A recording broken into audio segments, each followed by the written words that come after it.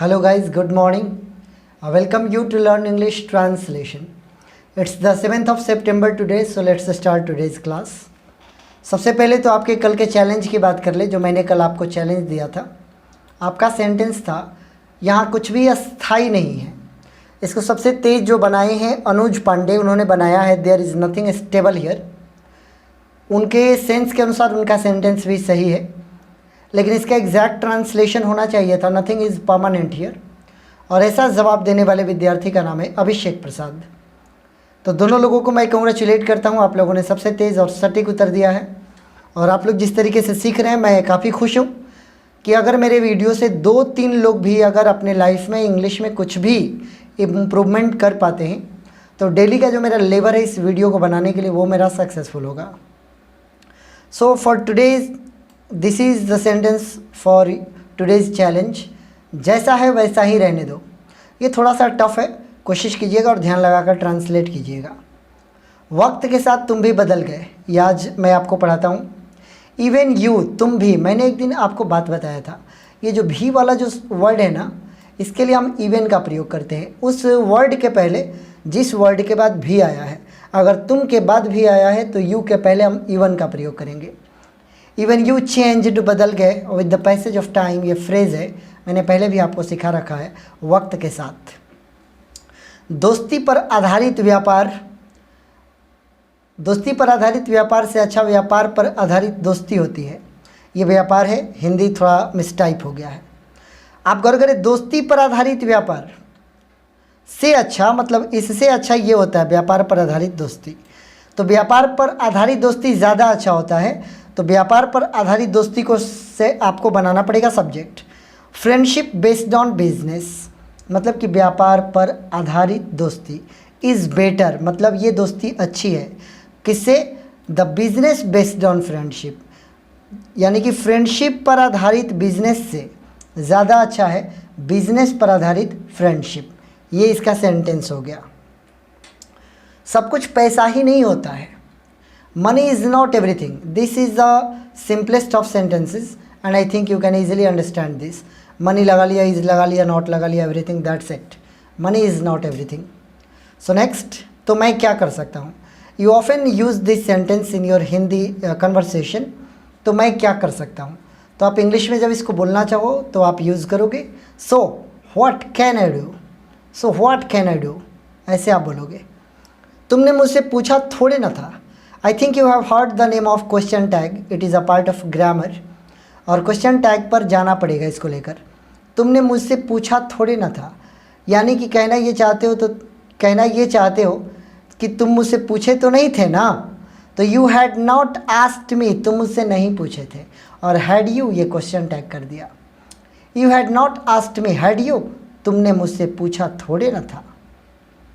मेरे से बड़े तुम कब हो गए? व्हेन डिड यू ग्रो, तुम कब हो गए? ग्रो मतलब बढ़ना, आगे की ओर ग्रो करना। व्हेन डिड यू ग्रो, और बड़े के लिए मैंने ग्रेटर या रीचर का यूज़ किया है, जिस सेंस में आप यूज़ करना चाहें। When did you grow greater और रीचर देन आई एम, यानी कि जितना मैं हूँ उससे रीच या उससे ग्रेट तुम कब हो गए। देन के बाद नोमिनेटिव केस लगाकर अगर यहाँ पर वर्ब का यूज़ कर लिया जाए तो ये अच्छा सेंटेंस होता है। लेकिन देन के बाद अगर मी भी आप लगा ले तो मी भी आपका गलत तो नहीं होगा, लेकिन ट्रेडिशनल ग्रामर के हिसाब से आएंगे तो देन मी उतना अच्छा नहीं माना जाता। नेक्स्ट, वह जन्मजात अंधा है। He is blind by birth. By birth is a kind of phrase. By birth का मतलब होता है जन्मजात, जो जन्म से होता है। मेरी बातों को गौर से सुनो, ये फ्रेज़ आप याद करो, पे हीड टू। इसका मतलब होता है कि ओर ध्यान देना। तो pay heed to what I am saying, मेरी बातों को, यानी कि जो मैं कह रहा हूँ उस पर तुम गौर करो। अनेकता में एकता ही हमारे देश की पहचान है।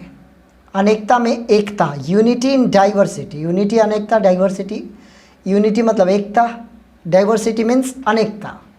तो unity in diversity is the identity of our nation.